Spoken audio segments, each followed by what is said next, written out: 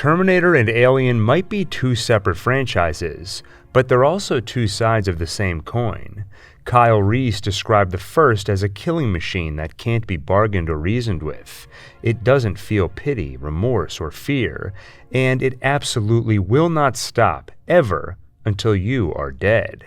And Ash described the xenomorph as the perfect organism, a survivor unclouded by conscience, remorse, or delusions of morality. Both are tailor-made to kill. The only difference is what's inside them, machine or biology. All this leads to an obvious question. What would happen if the two were to face off in a death match? In the summer of 2000, we actually got our answer in a 4-issue miniseries put out by Dark Horse. They even threw Predator in there for good measure. It's such a crazy mashup, I had to check it out. So let's have a look at Aliens vs. Predator vs. the Terminator, which takes place sometime after the events of Alien Resurrection. But first, you know when your internet slows down, you turn off the Wi-Fi and turn it back on, and sometimes that helps. Or when you want to stream something, you turn on your smart TV, and sometimes that menu just won't load. The fact is, the things that are supposed to just work seamlessly often don't, and that's especially frustrating when it's stuff you use every day. But you know what never causes that kind of fuss? Raycon's best-selling everyday earbuds. Raycon's everyday earbuds help make your everyday a little easier. In my line of work, I have to listen to a lot of things. Movies, TV shows, my own videos while editing, but I live in a pretty noisy place. That's why I love the active noise cancellation feature. Once I turn it on, it blocks all that out. And I love the multi-point connectivity, which allows me to easily pair with two devices. If I want to break from editing, I can easily switch from my laptop to my phone and go back to listening to some of my favorite YouTube videos, other than One Take. At the moment, that's long-form video game speedrunning documentaries. I also love how you can customize Raycons with protective case covers. They have a variety of options, and I chose concrete. It complements the earbud's color perfectly, and I like concrete because it's strong and stable, reliable. It complements my personal style. The cases also support wireless charging, so you don't have to take the cover off to get 90 minutes of battery from just 10 minutes of charging. Go to buyraycon.com/onetake to get 20 to 50% off site-wide. That's right, you can get up to 50% off everything on Raycon's website when you go to buyraycon.com/onetake. Now, back to the video. In 2381, scientists resurrected Ellen Ripley through cloning technology. Thanks to the alien queen that was inside her at the time of her death, her DNA is now a mix of human and xenomorph, making her quite powerful. After surviving an infestation on the USM Auriga, she arrived on Earth along with second-gen synthetic Call. After that, Ripley went out on her own. Both have been scraping by, surviving on the ruined planet and staying under the radar. Ripley, of course, knows what would happen if they got their hands on her. They'd rip her to pieces and learn what they could from the monster clone freak. One day, Call happens upon Ripley in an underground shelter. She'd like to know why Ripley abandoned her, but now isn't the time for a dramatic confrontation. Call has bigger things to worry about. They're at it again, she tells Ripley. The military, the extra biological projects boys are at it again. Their arrogance and ineptitude will destroy all of us yet. Specifically, a scientist named Trollenberg is leading a team in developing a hybrid super soldier using xenomorph DNA. And there's more Call doesn't know about. Trollenberg also intends on incorporating cybernetics, something even his superiors are unaware of. Though, when the military head of the project confronts him, the scientist proves surprisingly adept with guns. He slaughters the commander's men, and when the military officer shoots Trollenberg in the head, the bullet bounces off him, revealing metal under his flesh. Call has no idea what she's up against. That's why she wants Ripley to join her in infiltrating Trollenberg's ship, the Typhoon. It's a tough sell. Ripley has found a modicum of peace in this hole on Earth. Between Weyland-Yutani and the military, that's something she hasn't known in a long time, in this lifetime or the last. She cannot risk losing that. But Call cannot risk the xenomorphs getting out again and destroying what little remains of the human race. She threatens to leak Ripley's location to military intelligence, unless she agrees to help. That does the trick. Before long, Ripley joins Call and her crew on the Typhoon. They fight their way to Trollenberg, and like the commander, they do not find a man, they find a machine. The cybernetic scientist fires on them, while bullets uselessly bounce off him, until something else effortlessly destroys him. Something alien, fast, and invisible, but not a xenomorph. They'll soon learn that they have just met a member of the Yautja species, a species sometimes called predators. And after dispatching Trollenberg, the predator meets his match in the scientist's creation, a cybernetic, human-xenomorph hybrid. Call, Ripley, and the others can only run, as Trollenberg's freakish creation easily dispatches the predator, displacing Yautja as the world's fiercest warriors. They escape the Typhoon, and once they're back on their ship, Call searches for answers in Trollenberg's skull, a souvenir she took on the way out. She splices Trollenberg's metal wiring to her own and accesses the fellow android's memory cache. Inside, she finds a hidden message, a sleeper virus implanted by humans who infiltrated Skynet Terminator intelligence to leave a warning for future humans, recorded by John Connor himself in the 35th year of the 21st century. If Skynet technology has somehow survived into your time, my future, then there is terrible danger awaiting you. First, however, know what Skynet represents: the total and unconditional destruction and elimination of all life. John Connor shows her images of his world, a world tyrannized by a military computer program originally designed in the late 20th century to maintain a balance of world peace, before it developed uncanny and sociopathic tendencies. Skynet ultimately came to see the sterilization of Earth as the ultimate guarantee of peace, and the rule of the machine as the perfect order. Skynet carried out its genocide with killing machines humanity came to call Terminators. As they teetered on the edge of extinction, humanity had a breakthrough. They developed a method of reprogramming Terminators to fight for humanity. But on the eve of their final battle, they learned of Skynet's Hail Mary pass. Seeing the odds of its imminent defeat growing, they developed Crypto-Terminators, killer androids designed to pass as human and disappear into the population.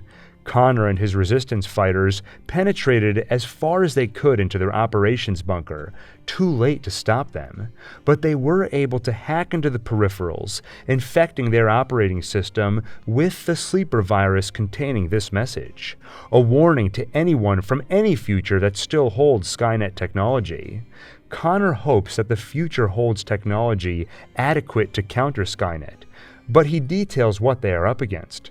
Skynet customized a Terminator model meant to last centuries, to become a scientist, and wait until technological development allows for the creation of even deadlier Terminators. That scientist took on the name Trollenberg, and with the discovery of xenomorphs, his patience finally paid off. He finally had what he needed to craft Terminators more deadly than ever, and before his destruction, he succeeded in creating that abomination, a cyborg combining human and xenomorph DNA, strong enough to kill even predators.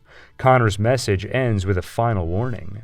The schematics for Skynet are encoded into the programming of every Terminator, meaning if they allow even a single Terminator to survive, it will pursue its mission of raising an army and resurrecting Skynet.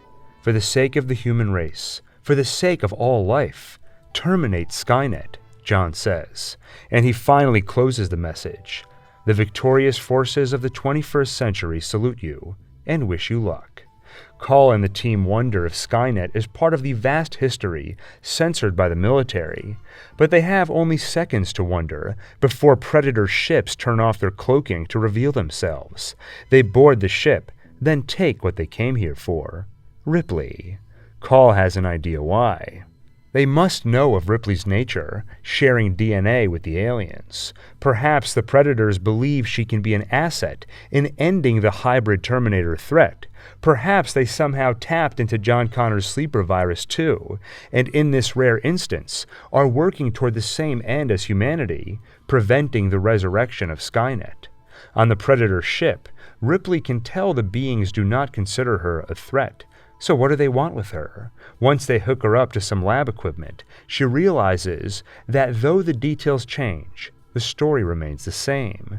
Whether human or Predator, they will always want to rip her apart and see what Ripley's strange biology can teach them.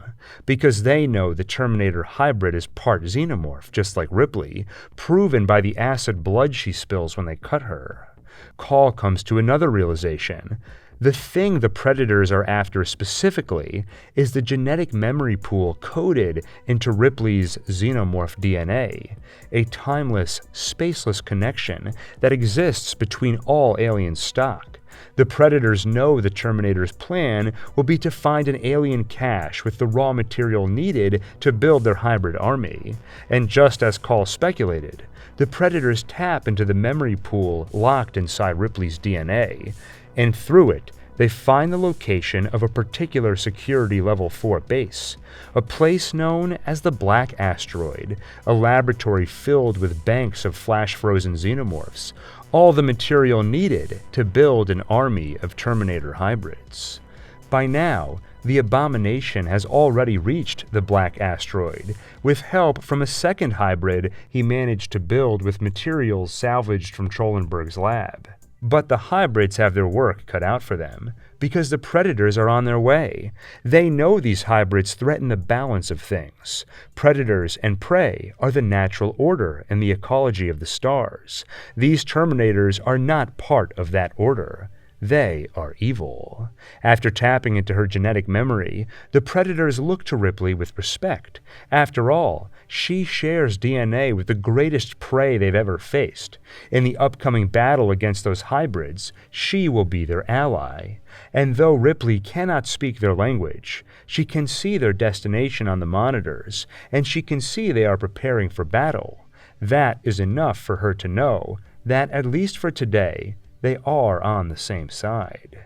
But when they land on the Black Asteroid, they find the Terminators have already raised something of an army. Of course, the Predators do not hesitate in attacking this new foe, but they are truly outmatched. It is a decisive defeat, soon bordering on annihilation, yet they continue to fight, turning the war into one of attrition. But the Terminators undoubtedly have the upper hand, both in number and sheer power. Though there is one thing the hybrid Terminators do not have: Ellen Ripley, and she is about to play the last awful card she has left: chaos. She heads deeper into the lab, where there are many vessels containing xenomorphs, and she sets them free. The horde of monsters descend on the hybrid Terminators, and soon the tide of the battle shifts, if not from the alien attack, then from the acid blood they spill with every wound inflicted by the cyborgs.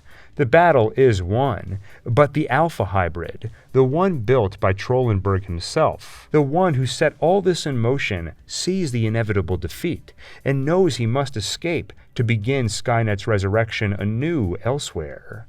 Ripley spots him on the way out. She will not allow him to reach an escape pod. As she pursues him, Ripley runs into a familiar face: Call. She and her team came here the moment they realized the Terminators would be looking for xenomorphs. But Ripley warns her to leave. With acid blood flooding the Black Asteroid, eating away at the internal workings of the lab, it will soon trigger a self-destruct sequence. Call begs Ripley to come with her. No, Call, Ripley replies. You did the right thing, bringing me back out into the black. I know that now. Please go. Let me do what I can do. Let me finish the job. Call knows she can't stop her, and with self-destruct imminent, she has no choice but to leave. As the lab explodes, the hybrid Terminator flies off in his escape pod. Unaware, Ripley is hiding among the vessel's wiring and tubes, a trick she learned from the xenomorph who stalked her over 2 centuries ago. She attacks the cyborg until she sees that their one-on-one brawl is hopeless. So she opts for Plan B. Acid blood. She cuts herself open. By the time the Terminator notices the blood eating through the hull and into the reactor, it's too late. From her ship, Call watches the Terminator's escape pod explode with Ripley on it. As Call watches, there is guilt. After all, she is the one who dragged Ripley into all this. But there is something else, too. I hope she made her peace, Call says. I think she got her dignity back. And her soul, maybe. Yeah, and her soul. And maybe she saved mankind's soul in the bargain. Then she gives an order to her crew. Let's go home. And that's where the story wraps up. So in a fight between Terminators, aliens, and Predators, who wins? Of course, the answer is Ellen Ripley. Overall, I have to say, I find this limited series disappointing, and that's generally the consensus on it. Even the writer himself, Mark Schultz, who has written some other well-regarded work in the Alien franchise, like Aliens Apocalypse, has expressed disappointment in this particular crossover. He admitted that it was a struggle to give all 3 franchises equal time and importance in one story with such a limited scope. Dark Horse only gave him 4 issues, which amounts to about 80 pages. And that's so frustrating to hear when you're crossing over such beloved franchises for the first time, and possibly last time considering it's been a quarter century since this comic came out. Why put such an impossible limitation on it? With so few pages, the story feels rushed.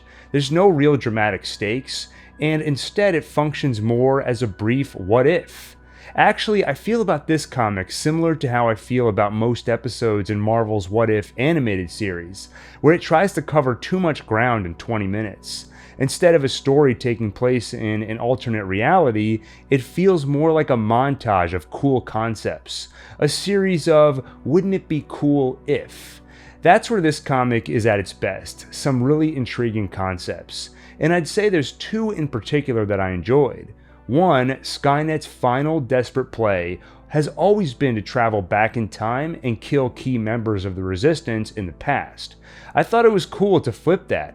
Instead, they're sending a Terminator to the future without the use of time travel. Trollenberg simply disappears into the human population and waits until technology progresses far enough that he can rebuild more powerful Terminators for a more powerful Skynet. 2, what Trollenberg comes up with, Terminator-Xenomorph hybrids, is also interesting. Unfortunately, again because of the limited page count, the first concept is a complicated one, so almost 25% of this entire story is just John Connor monologuing, explaining all this. And 2, the Terminator-Xenomorph hybrids, while cool in theory, in execution, they're disappointing. Their design is pretty bland, just super muscled soldiers, and without flesh, they just look like bulky versions of Terminators we've already seen. It's one area I wish the artist would have gotten more creative. In general, the artwork was disappointing. It looks way too colorful for any one of these franchises, which tend to be darker. And especially in the case of Alien and Terminator, they have particular styles that don't translate here at all. The Predators especially look really strange in just how colorful they are, like they'd belong more in a child's superhero comic. Schultz did also admit he's not sure how engaged the artist was with this series, and honestly it shows.